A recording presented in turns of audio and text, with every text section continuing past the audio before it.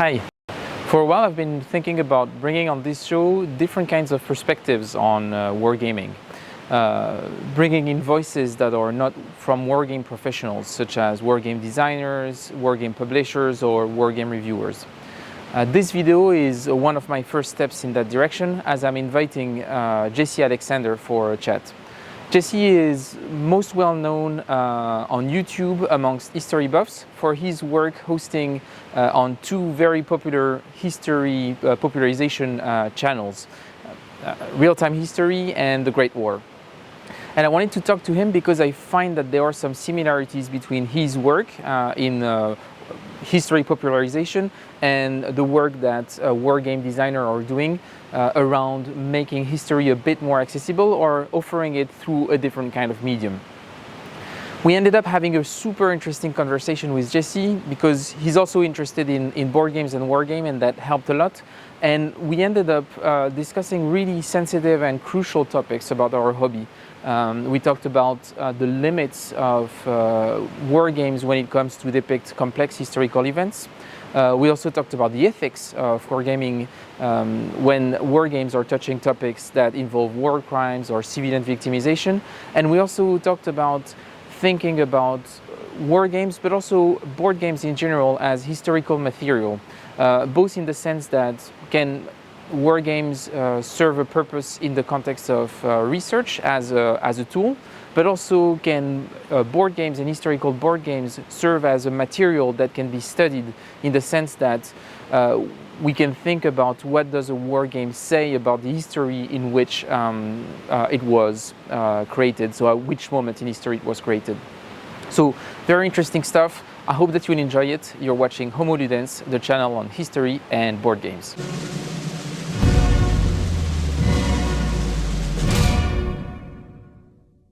So hey Jesse, thanks for taking the time today. And maybe to start this interview, could you present yourself and a bit your background? Sure. I'm originally from Canada, which is a big mystery for a lot of people who might see me from YouTube. But yes, I'm originally from Canada. I'm from Quebec, and I've been living in Vienna in Austria for about 12 years. And what else might be relevant? Yeah, I speak English, French, and German, which I find useful in my line of work, I suppose. And my line of work, among other things, is to be a freelance public historian. And I think maybe, definitely my most well-known project, I guess you could say, is my work on YouTube.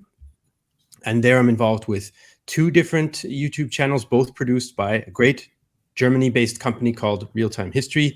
One of them is The Great War, where we make videos about the conflicts before and after the First World War, and also we revisit some of the major aspects of the war itself. And the other channel is called Real-Time History, where we take different themes. Right now we've been concentrating on the Napoleonic period and get into a bit of detail following them. So in a nutshell, I guess you could say that's me. And thanks for that. And I'm quite curious about a term that you're using. So you said that you're a public historian. Could you tell a bit more about what this is? What is a public historian? Well, it's a bit of a cheat code in a way, because of course there's a huge debate about what a historian is. When is someone actually a historian? Do you need a PhD? Do you need to be a professor? Do you need to be engaged in your own scholarly research? Or do you just need to make your living working with history? And so public historian essentially means, as far as I'm concerned, someone who has some formal training. So I have a master's degree in modern history from the University of Vienna, and I work in the public.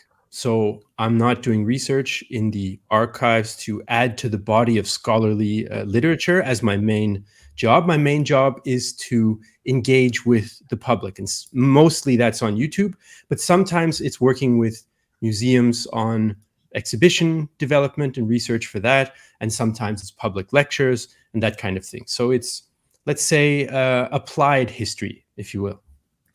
Okay, and you really have that part around engaging with people that are not necessarily specialists. In French, we call this vulgarisation historique. Exactly, popularization. Yeah, and that's the thing, because I can get that vulgarisation in English might sound like it's demeaning, but in French it's actually pretty, like, it's actually positive because you're making something more accessible. That's right. So that's really interesting. And of course, so I've been following your channel for quite a while, but the thing that made me want to invite you and start the discussion is that I realized that you were also playing war games. So can you tell us a bit more about, and we'll go a bit more in depth into it afterwards, but can you tell us a bit more about your relationship with wargaming? Sure. It's an on again, off again relationship. I definitely don't want to give the impression that I'm deep into it and a lifelong, diehard fan. But I've always been fascinated by war games as a corollary, I guess, to my interest in history. So, of course, I started off when I was a kid with things like Risk, and then at university, it sort of became Axis and Allies type of games. And now, much later in life, I kind of reconnected a bit. I made a few friends who were interested in war games when I was doing my master's here in Vienna. So I've discovered some games that I find are a little bit more complex. So they try a bit harder, let's say, to reflect some of the historical aspects of the scenarios that they're set in. And I think that really motivates me and gets me interested. So my favorite game, and this will come as no surprise, I guess, to people who are familiar with my work, at the moment anyway, is Paths of Glory, classic simulation, I guess, of the First World War. But also I just ordered Attrition of Souls, purely based on Board Game Geek reviews. I had no clue about it, never heard about it before. That's a good way to look, yeah. That kind of thing, yeah. But that's pretty interesting. But we'll go back to that. But before we do, just to get a bit more context about you and your work, and that's more on the fun side. Is so I follow you on Twitter, and there is something really funny that you do on Twitter, and that's sharing the YouTube comments of the day, which anyone working on YouTube goes through that with more or less frequency, depending on how popular the channel is and what kind of audience you're attracting, of course. And yours being about history, pretty large audience, very diverse set of people, and you get some wild comments. It's extremely funny to read. And maybe just for people watching, what's your top 3 favorite weird comments that you received over the last couple of months? Oh, that's a good question, because I mean, there have been tens of thousands of comments on our channel. Not all of them are directed at me personally. Some of the personal ones are funny. I get quite a lot wondering about where I'm from or what my accent is, or saying that I look a certain way. So I've been told I look like a Hungarian, I look like a Pole, I look like a Jewish person, etc., etc. So I find those kind of funny, ones that draw these conclusions. But I don't know. There are some classics, like one just came a couple of days ago. How did it go now? I want to do it justice. The guy said that, yeah, there were a lot of facts in the video, but they were very skewed. You're just another fact sheep. And I think that's just another fact sheep has got to be, it encapsulates so much about our contemporary society and online discussions about information and knowledge that one hit pretty hard. Just another fact sheep. That's pretty brutal. The one that I really liked that I think you shared yesterday is, I will watch this video every time I feel constipated, and I don't know how you feel about that. I think it's hilarious. I mean, look, I can't take it personally. That would be insane. I would go nuts in a very short order. I'm not going to say that I don't, sometimes get affected by the comments. Sometimes they're annoying, or sometimes it's just tiring to hear the same old partisan or ideological stuff, no matter what we have tried to do in the video, no matter how carefully we've selected the way we describe, certain controversial decisions, down to word choice, right? So could this word, have this connotation, et cetera, that someone will still just immediately, they just knee jerk, accuse you of whatever awful thing. It does get annoying once in a while, but on the whole, it's a part of the job that you have to kind of prepare for. And so I think generally I do pretty well with that. There have been 1 or 2 exceptions, but that particular one about our video easing this person's bowel movements, I just had to laugh. It was from a controversial video, it's not controversial as far as I'm concerned, but for some of the commenters it was, about Ukraine during the Russian Revolution and then subsequent civil war and inclusion into the Soviet Union. So obviously the comment section there was not for the faint of heart. Yeah, Yeah, so it must have been pretty wild. I laughed. Yeah. It didn't bother me. Great. So it was covering Makhno and all this, I guess. Makhno played a role, but primarily we talked about the attempts to form an independent Ukrainian republic at that time and why it didn't work out, with conflict with Poland on the one side, and then conflict with Bolshevik Russia and the White Russian movement on the other side.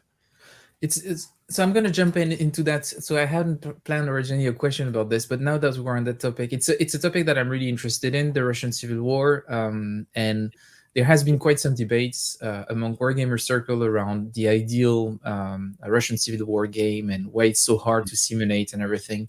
And there are really good games about it. That's not what I'm saying, but I'm of the point of view that for me it is hard to depict that whole period of time as a single game. And I'm more of the idea that to really properly depict the Russian Civil War, maybe you would need to have a series of games covering specific subsets of theaters of operation, potentially linking them as a campaign. I'm not sure. But what are your thoughts about? Do you think that there are some topics that are so complex that actually making a game about them to convey the history is bound to fail? I mean, the short answer to that would be yes. I think especially since on the Great War channel, we have dealt so much with this awfully messy post-1918 and post-1917 revolution period. The thing about games, I mean, it's hard enough to write scripts about these, and words are a lot more flexible than the rules and design of a game are. At least that's how I would imagine it. That I can't imagine designing a game that would really do it justice on the whole. Of course, you can cut a bunch of stuff out, but then you run other risks. I think the crux of the problem, and this is something that will probably come up again, is that a game needs order, right? A lot more than real life needs. And so war is disorder. And so I think there's an inherent difficulty in creating a game based on something that doesn't play by the same sort of rules, so to speak. And a civil war and a revolution and the collapse of a state is going to really push up against those limitations of making a game.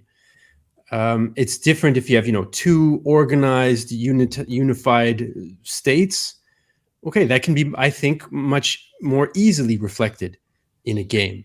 But how is it when you have all these shifting factions, to borrow a term from the game world that has made its way into online history, and even our internal team discussions, factions, right? Never heard of this until recently in terms of history. And so, yeah, long story short, I think it's extremely difficult to reflect that disorder properly in a game.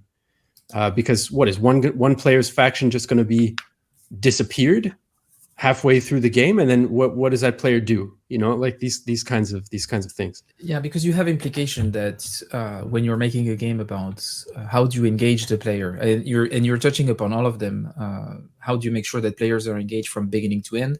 And it has been an ongoing debate in the gaming world. Can you have factions losing mid-game and then having someone leaving the table, which was something that was way more acceptable in the 80s and kind of disappeared in the late era. But that's one of the things. And then you said something really interesting around the fact that, well, a specific faction, as you say, might have their goals change over time, over the course of the game, and potentially also their mode of action changing over the course of the game. So that makes the game extremely hard to represent, because it means that the rules of what you're doing are potentially going to change. I think maybe it's something that designers should think about, but it feels like for some topics it might be way harder than for others. That's pretty interesting way of putting it. But now that we are already in the war game part of the discussion, the first question I wanted to ask you, so you come from an historical perspective, and your work as a public historian is really to popularize history and to examine it and to address it in the public space. In that regard, when you're looking at war games, do you feel like war games are a good way to approach history? And if so, why? But then, what are the limits also of such a format? I think it depends. The phrase approach history is doing a lot of work in that question, right? Because what do you want to get out of it? I think that war games have the potential to get a broader public, and in some ways, I think especially a younger public, interested in history. But they have very important limitations as, let's say, as a way of understanding something more about history. I think it can lead to an interest, a passion, an engagement for the topic.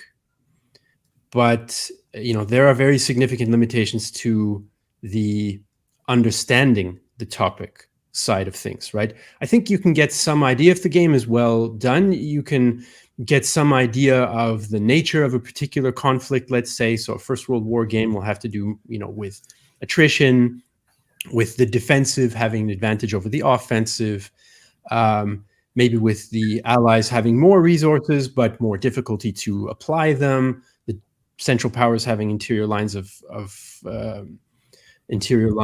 communication and transport and so on. So yes, that does help. I think conveys some degree of understanding about the conflict, but the limitations loom so large in my mind that we shouldn't push the idea of the usefulness of games as an approach to history too far, because, and I think this is something we would probably touch upon again, can you reflect war crimes in a game? Can you reflect genocide in a game? Can you reflect forced labor in a game? Generally, no, right? You can't be playing at those kinds of things. I suppose there might be some mechanics you could introduce to, I don't know, disadvantage certain options or certain types of systems like dictatorships or whatever, that could be implied to commit those types of crimes and to de-incentivize, let's say, or put some kind of handicap on players who have those options or select those options in a game. But yeah, it's a tricky question. I definitely don't want to say that there's no value, because a lot of people who come to our channel do so through their interest, mostly in online games, not necessarily board or tabletop games. But there's a big limitation. I think combinations can work where in a classroom setting, for example, you can hook some people in by talking about a game or playing around or whatever, and then take it farther. I think it's really interesting what you just said. So there is quite a lot to unpack here. First of all, I really think that it's an interesting point that you're making around the fact that maybe a war game, to be useful to approach history, needs to be something that is next to something else, like a class, reading a book, maybe watching really good YouTube videos about history, for example, just to have, for example, just saying. A suggestion, definitely. That's really interesting that it cannot be just a game on its own. And I think it's interesting because I've been having this discussion quite a lot lately around, are war games just games? And I think what they are in terms of experience, they are just games, and they are not better or worse than any other type of game. And this I'm pretty clear on. But I think they are not just game in the sense that they are touching upon a subject that is more important than a game. Like history is very sensitive. And because the topic is important, we need to treat it carefully, whether it's a game or not. And what you're saying around the limits of wargaming is quite interesting.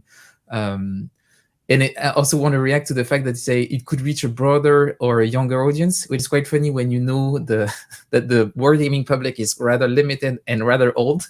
I think that maybe that's something that we should. I think in my mind, I conflate the sort of wargaming in terms of tabletop games with the online games community that is so present in our Yeah. in our audience and in our community. I think that's where I got that from. Yeah, because it's true that if you look at the public, maybe for Hearts of Iron or games like this, like of course, like you have a bigger community, it's younger and everything.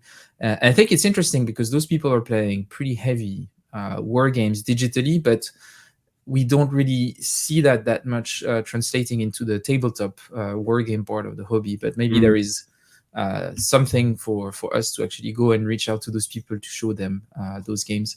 And then the other part that you said I thought was really interesting is that there are certain things that is really hard or almost impossible to depict in a game, and that's war crimes, civilian victimization, which is something that we talked about on that show.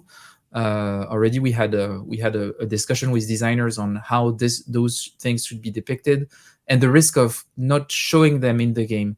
Of course, it's hard to make the players make such an action, and I think I agree with you. I think it is very risky. Sometimes it might need to be done, I guess, because I think that in a way hiding it is also a bit of a extremely dangerous, because you are still depicting the history and just saying, oh, I'm just looking at pure clean operation on the Eastern Front and not showing what's actually happening on the Eastern Front might be at a risk. So I think that's a bit problematic. So in that sense, I think it gives a lot to think upon. In thinking about this, what would be maybe tips or expectations or that you would give to a designer, a wargame designer, when he's approaching such topic? Would you ask them to make sure that they have really detailed playbooks, or at least that they think really hard about those topics before designing a game? What would you expect from a wargame designer to think about while making those things? Fred, you're killing me. That's a hard question. Yeah, you're not coming here for the simple questions. We're not here to play games, so to speak. Yeah, well, I mean, thinking about it beforehand and having, I guess most game design, at least this is my impression, takes place in the context of companies, right? Not mostly just, wild independent creators that then shop their product around, although maybe that happens. You would be surprised, but yeah. But I would say that, a gaming company needs to have some kind of internal policy about how to approach these ethical questions. And so thinking about it beforehand, not only in the individual designer or design team saying, oh, here's our game idea, what are the potential things, that I think the company needs to have a well thought out kind of set of guidelines for those people to help them shape that thinking. This is me, former manager, also thinking here in a sense. But I think, oh man, it's so hard because I'm just thinking about Paths of Glory, which of course I play more than any other game. I'm like, well, the Armenian genocide is not in there. Right now I'm playing the Central Powers in a game. I don't even think about that. And I know the topic fairly well. And I kind of feel guilty that I don't think about that, right? And that it's not in the game that I enjoy so much. I think what sprang to mind as you were phrasing the question is two things. One might be a little outside of the norm, I guess, but I do think it's worth it, despite the fact that there might be more costs involved, to provide as much historical context as possible outside the game, in the sense of, yeah, you have a rule booklet, and sometimes, there's a page of general history about the war. Usually that reflects very outdated scholarship and myths from the 60s. But it would be good to invest sincerely in a booklet, to give historical context. Maybe not everybody will read it, but if it's done right, I think that could add a lot to fulfilling the responsibility of the game maker. And the other thing is, any mechanics or aspects of the game that are introduced to reflect these things, I guess I would worry about the level of player agency with them, that maybe it might make sense to think about how those aspects of the game might be built in to have an impact on the game, but to not be fully under the player's control, because then you run the risk of a player choosing for whatever reasons, to play those aspects actively and to have control over those aspects and to enjoy them and to push them to the fullest or whatever, because there might be a perceived advantage in the game or an actual advantage to using slave labor or whatever, for example. So if you're going to build them in, there ought to be some kind of way of preventing people from just running with that in the game, if that makes any sense. Yeah, it does make sense. The idea that a choice needs to have consequences, and to say, yes, you might have a short-term benefit, but those are the consequences. The thing is that sometimes it's hard, I guess, to simulate in the game the moral consequences, which is like, and I'm saying this because right now it's going to be really relevant, and that's a bit of a teaser, and I didn't talk about it, but I'm working on a game about the Battle of Algiers, and of course, a big part of the Battle of Algiers is Massu coming in early 57 and like generalizing or almost industrializing the use of torture, which had been used already really early on in Algeria before that, but just push it to the next level with the centre de rétention like being really used massively for gathering intelligence, and torture being the main way to do so.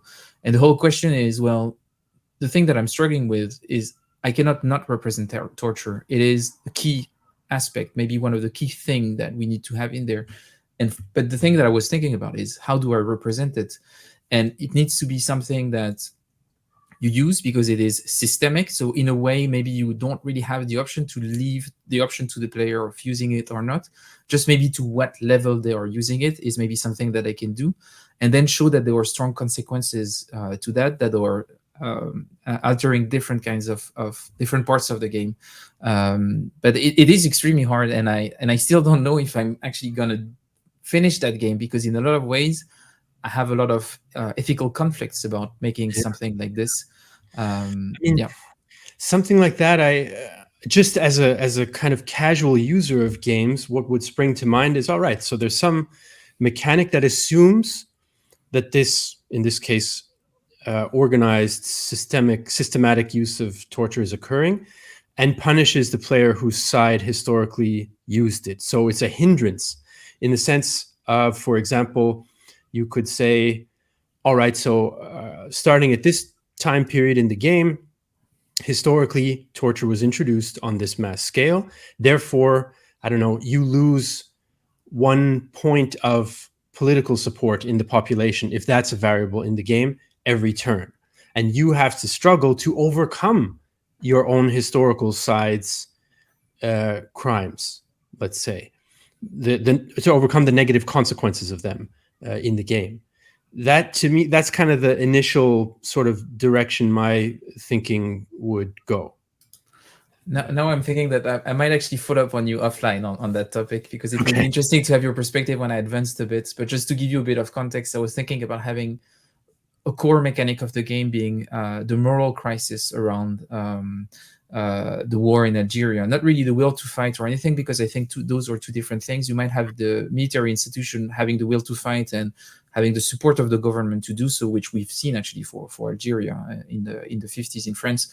But seeing in the population a more general disgust growing for the war itself, for its institution, and going from left to right, like having even, especially in the Catholics in France, even if they might be sometimes more on the conservative side, they still have some core values, and it was like there was an internal conflict that was like, that just cannot work for us. It's like, it's not Christian to do this, which is kind of fair. Or like maybe it increases guerrilla attacks, or increases the strength of guerrilla attacks, or something, along those lines. Which I think that the Coin series already does pretty well. Like when you do pretty when you take pretty harsh action as the counterinsurgent, usually you have good short-term benefits, but it leaves the terrain pretty open to actually raise insurrection. But it's a very hard thing to think about. But so that's one of the aspects. The other aspect that I want to go back to, which you mentioned, which I think is another really hot topic within wargaming, that's historiography and outdated scholarship. And I think that's another really good point that you're raising. And I would like to have your perspective coming in as an historian looking at wargaming and what you think about this, because there has been quite a lot of discussion around. And just for example, I'm going to take two topics that are pretty far in time, just to give a bit of context. On one end, there is the way the East Front in World War II is being depicted. The fact that a lot of those games that were made, the classic one, had this really outdated scholarship that were used, but most of them, it was just the reflection of the historiography of the US at the time. This idea that Wehrmacht was like super awesome, fully Motorized. yeah, exactly, motorized and everything, a lot of armor really early on, excellent supply lines. There are no roads, but still excellent supply lines. We don't know where the supplies are coming from. It's like it's magic. And then you have this idea that Russians, really bad strategically, completely messy, bad equipment, but there are so many of them that at the end they win. So that's very old trope that actually, based on the fact that a lot of those games were made at the time where scholarship was like this, and it was a reflection of Cold War, so it was almost based on propaganda scholarship.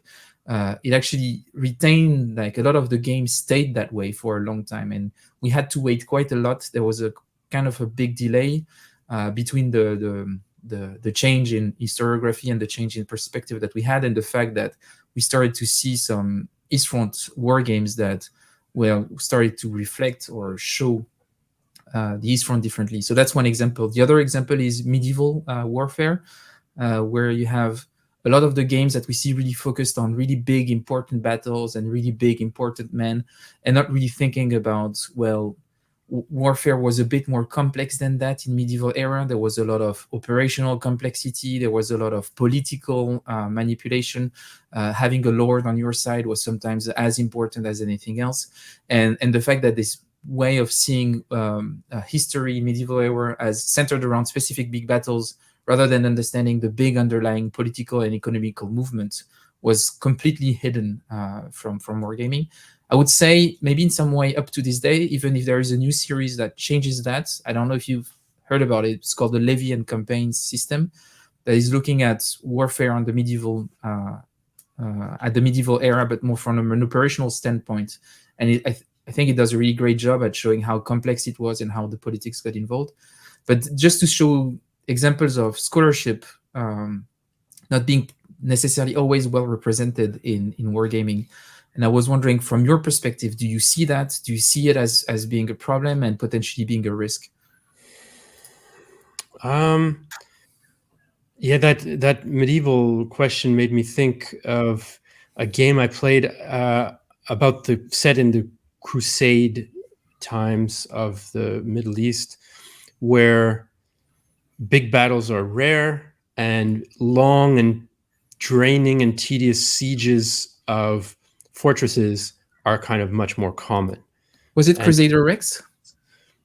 I think so. I can't remember that. I've only played it like 2 or 3 times. My friend has it, a friend of mine here in Vienna who's super into games and who's a fan of your channel, of course. I told him about it. He's like, yeah, I've been watching it forever.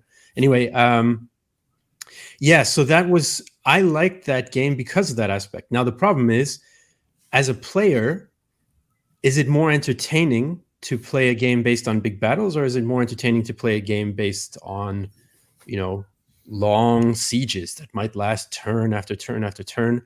As a company, how do you make sure the balance between entertainment and accuracy is one that's going to keep you financially alive, I guess, is another question. But to the topic of historiography, it's complicated because historiography doesn't only change over time, it is heterogeneous at any one point in time. So you still have debates about certain topics that are going on at the same time. So it means that sometimes, I guess, if you're a game designer and you want to base it on the latest scholarship, you might have a choice to make. Which school of the latest scholarship do you base it on, right? I think, of course, it's a danger that games reflect the state of scholarship at the time of their design and creation and sale. But I don't see a way around it. I mean, we're all prisoners in a sense of the context that we're in, and historians, like game designers, like game consumers. So I don't fully see a way around that, but when I see evidence of it, it annoys the hell out of me, I have to say, just emotionally. Like in Paths of Glory, I'm sorry to keep beating the same horse, but it is my game. The American armies have a combat value that is just totally not reflective. I mean, the French get done so dirty in that game with the weak combat value of their armies compared to the Americans. They were teaching the Americans how to fight, for heaven's sake. So, yeah, historiography wise, it's tricky. I do think there are some things that games can do, let's say, actively.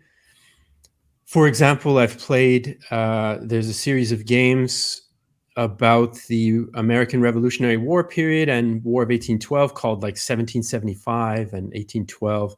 And they use these little wooden cubes. I don't remember the name. Yeah, so it's the Birth of America series from Academy Game. Yeah. And two elements to that I really liked that I thought were good decisions that I think if the games were made, 50 years ago, they wouldn't have had. And one is the fact that the indigenous peoples can act independently and are represented as like an independent faction that can, switch sides to a certain extent, and that side switching is determined by the European faction, but still, so there are limits, but they're there and they have an independent aspect to them, which is something, of course, that historiography has kind of discovered, let's say, more in recent decades. And also the fact, the discipline factor, that the militia are not reliable and, half of them can run away in any given battle. This is a kind of mechanic that I don't think you would have seen in the past, and that I hope, anyway, at least how I interpreted it, is that that's, a reflection of historians' interests for breaking down these monolithic groups, that, groups of people were all motivated a particular way, and that kind of way, that motivation tends towards a national goal, right? And that's not always the way that different classes or groups or ethnic groups or religious groups are motivated, right? They might have divergences among them. And so I thought that was a kind of neat mechanic to see. Yeah, and it's interesting because those series of games are known for being extremely simple, but I think that with a very limited set of rules, they managed to actually show a lot more complexity than games that are way more, that have more chrome or more components to their rulebook. And I think it's really interesting just by a few clever twists, like the custom dice, and when you see that reflects the poor quality of the militia. And you're touching upon another topic, and I won't open this, but I think it's an interesting one, and maybe I will invite you for a follow-up session on this. But that's the giving indigenous people of North America agency in games, which is something that I've, from a European perspective, always found a bit odd when I'm looking at older games talking about especially either the French and Indian War, French and I don't remember the name of that war, but the French fighting the English around Quebec and all this, or the American War of Independence, where you see Indians are usually assets or they're triggered by events, but you're always looking, it's like, well, I'm pretty sure those people had their own objective and they had their own reason to side on one way or another, and that might have shifted depending on what was happening. It always feels a bit odd that they were just assets in those games, and there are so few games where they're actually a playable faction, and they have their own objective and they have their own ways to do things, and they have a form of control over which side they want to go on. Always find it pretty odd that it's not more widespread, but I think it could be a whole panel discussion around that specific topic. It could definitely. I mean, there's scholarship, that emphasizes that the at first anyway, and particularly the French colonists, I mean, they got integrated into a pre-existing political system of alliances and power struggles and so on. So they were like one player amongst the different indigenous players. In a sense, whereas in all the games, essentially, it's the other way around, right? But anyway, yes, we don't have to go down that rabbit hole. There's a lot more there. Yeah. But then going back to the discussion, and maybe to wrap up that part of the discussion around war games and history. So we were talking about, can war games be useful for non-historian to interact with history in a heuristic way, because it gives you engage and you might understand actors' decision because you are put in their position, and just a way to explore. And we've talked about the limits, but I would like to take it from the other point of view. Do you think that for a historian, war games can be an interesting tool? Either because it can be a vector for research, like you can be working on a paper but at the same time making a game, so you can actually have a way to think about system and abstraction and thinking about like how it worked, the underlying rules of the event that you're looking into. But also, can it be a good way to explore potential outcomes or better understand what happened? Do you think it can be a tool for historians too? I think I would say yes, but again, as most other historians' tools, I guess it has limitations. Maybe it has more than some traditional historian tools in a way. Games themselves can be a tool in the sense that they can be evidence, of course, that a historian uses to talk about the past, to discover something or try to understand something about the past. Why were particular types of games made at a particular time?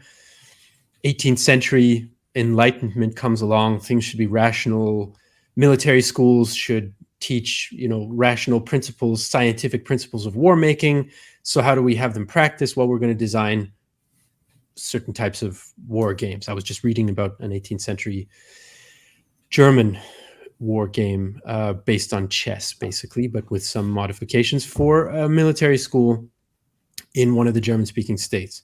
And so from that point of view, yeah, they're one piece of evidence as a social product like the rest. But I know that wasn't the kind of where you were going with that question. I suppose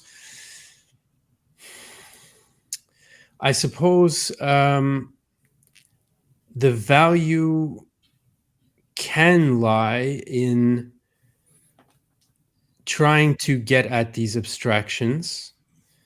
I think it kind of depends on your approach to history, to be honest, like what kind of theory and methodology you're using. Because if I'm just going to really kind of simplify, let's say you're approaching it from a more traditional continental European type of doing history, where history is more considered a science, obviously not a natural science, a kind of social science, but there can be not rigid laws. I mean, okay, there were these ideas about rigid laws of history in the past, but I think most people dispense with them now.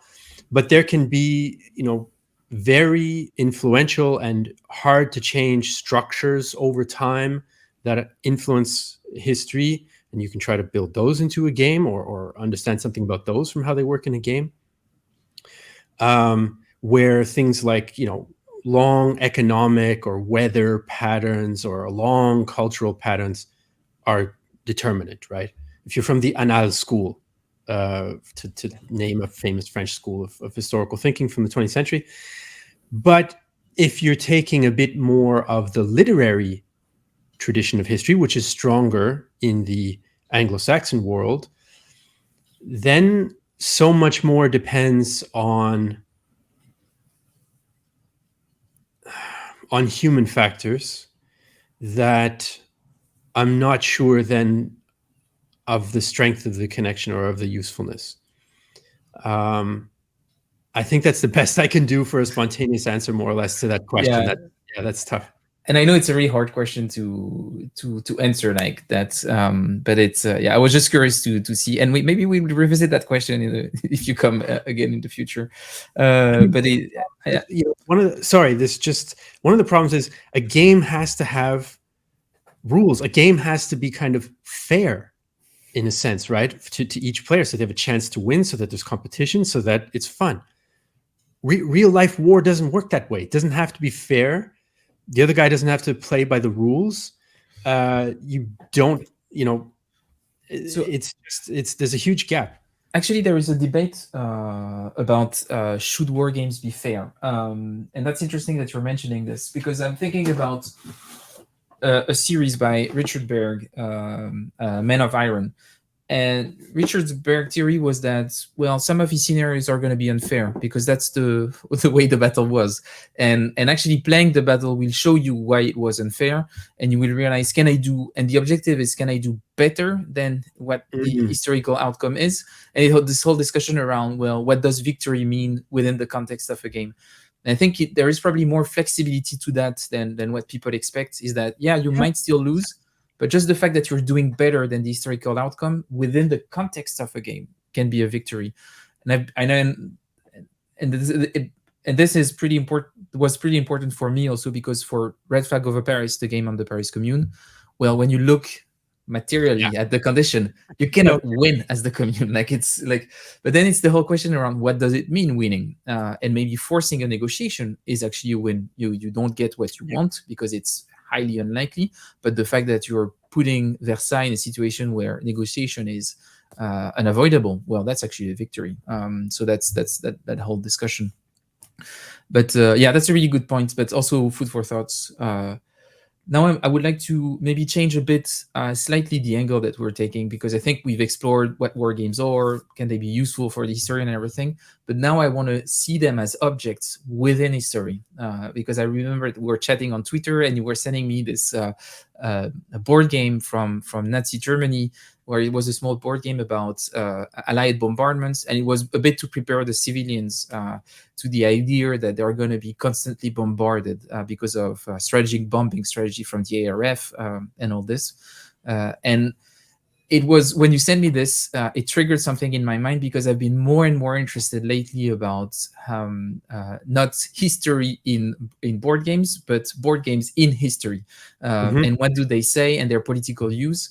And I've seen a lot of in the archives of La BNF that as soon as we had newspaper, a lot of people started to actually publish games that you would cut out from your newspaper. Early at the 19th century, it was like either variants of Snakes and Ladder or variants of popular card games, but adding context from what was happening at the time. And I was actually interested to have your perspective on this. And first of all, in your line of work, when you're doing that work on YouTube, do you stumble a lot across those kind of examples of games about specific moments in time that show something about the society itself and what it's going through? It's interesting. I think my work has gone in the opposite direction in relation to war games than the one we've generally been talking about.